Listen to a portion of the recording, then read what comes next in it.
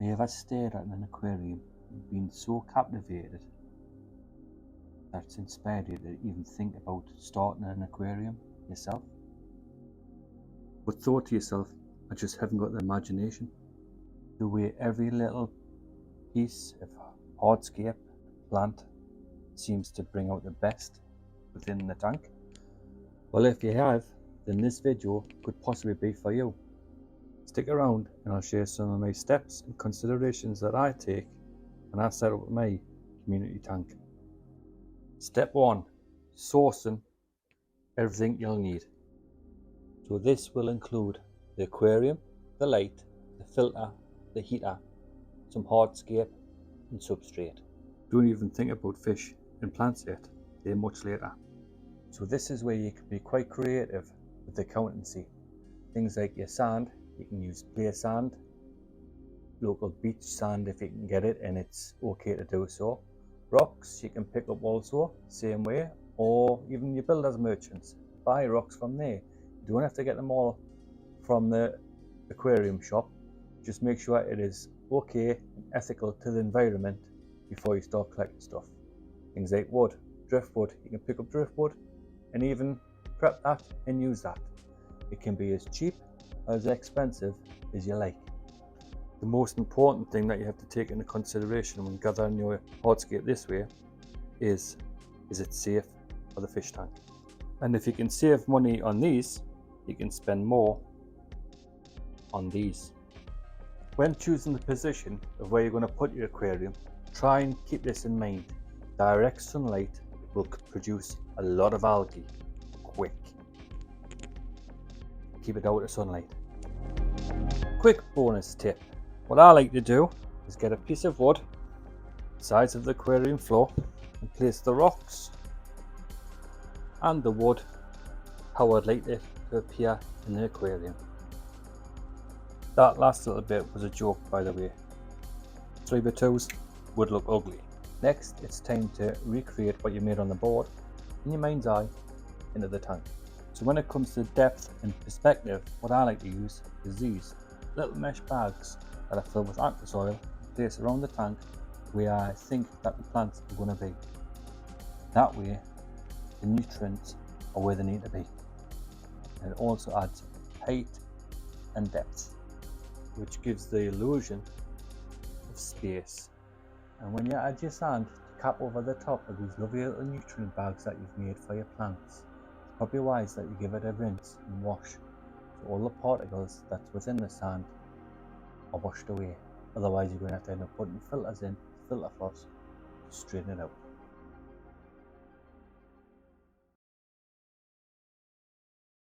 Step 2. Getting creative with your planting. Now this is totally up to you, but may I offer a couple of suggestions? Your long reed plants, like your Vallisneria, plant them over by the filter, so the flow from the filter pushes them across the top of the tank.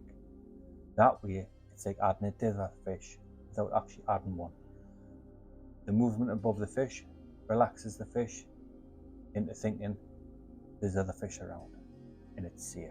Make sure you plant your root plants where you've preset the nutrients in the bags. Stick the nubius to rocks in the driftwood to add that little bit different dimension, bring it all to life. So when you're choosing your plants, you want a wide range and variety. You want your long stem plants like your grasses, your Vallisnerias. You want your root plants like your Amazon swords and crypts. And you also want a few things like your nubius and java ferns to add attraction stuck to the rocks. That way you'll ensure that you've got a great background for your aquarium. And if you're new to aquarium plants, may I suggest sticking to the ones that say easy on the label, that you don't have to have any special conditions, CO2, lighting, things like that, to get the best out of the plant. They just look good from the very start. Cheap as well, because they're multiple, because they're also easy to grow. For some, I say that for some. Java fern, for some reason, I can't get away with. turns into brown mush. And as your skill level and knowledge of plants increases, that also dictates what plants you go for. Now the part you've been waiting for, the livestock, the fun part. Please remember that the bacteria in your tank is also a livestock, and that needs to be looked after as well. Tip 1. Seed in your tank for good bacteria. So at this part I decided to dig up some old footage of when I set this tank up. This way I can show you how it all went, how I seeded the tank by cleaning the sponges from my filter directly into the tank and creating the bacteria I needed, quickly and efficiently. If you've got friends or relatives in the hobby, you could perhaps ask them to clean their sponges into your fresh water. That way, starting the cycle of life from the start correctly.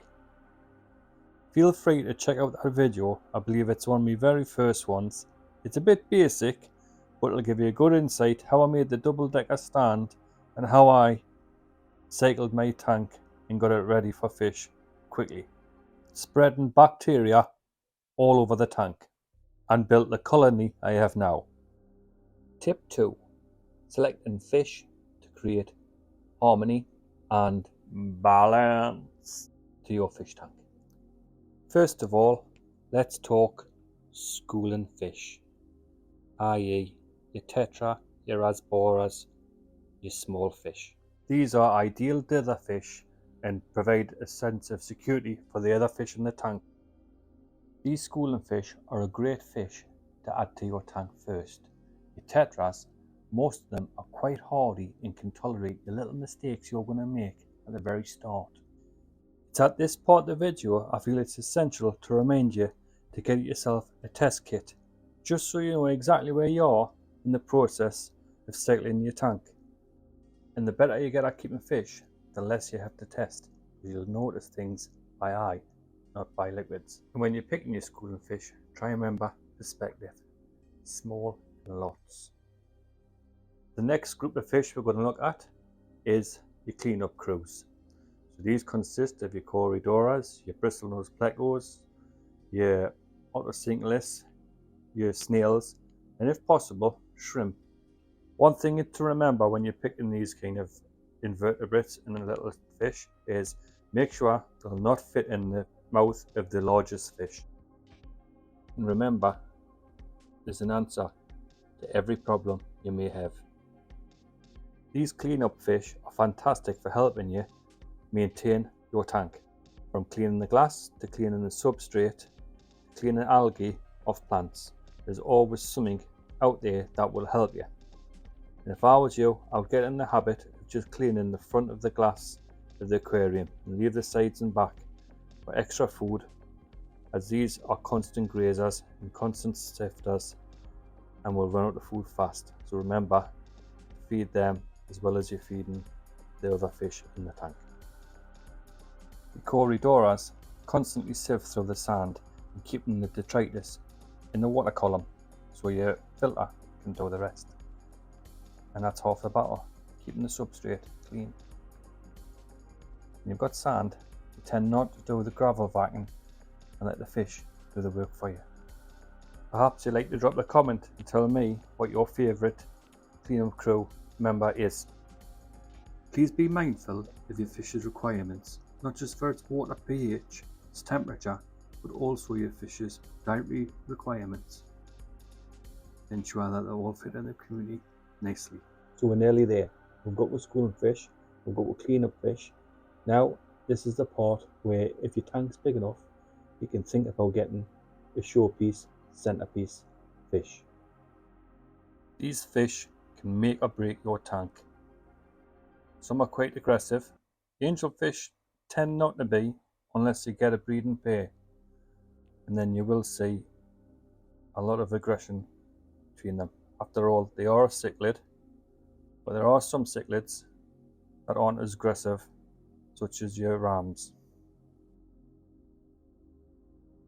If you're lucky enough, you may get eggs. Before you add your showpiece, make sure your tank is running okay.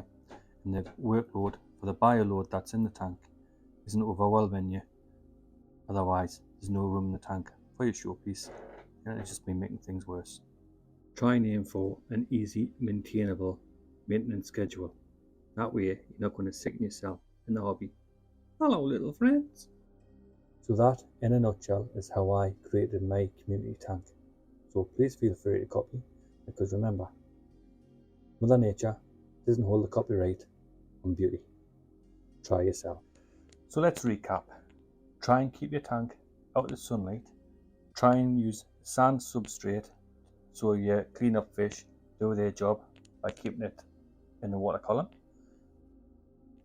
Don't overstock at first. It's always fun going to the fish shop to add fish later.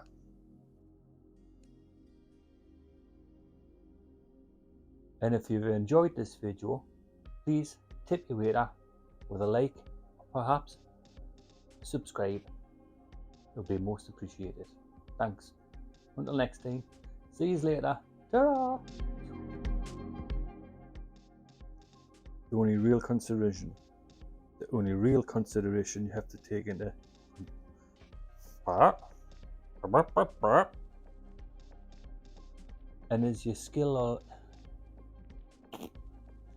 and as your skill level and knowledge of plants increases.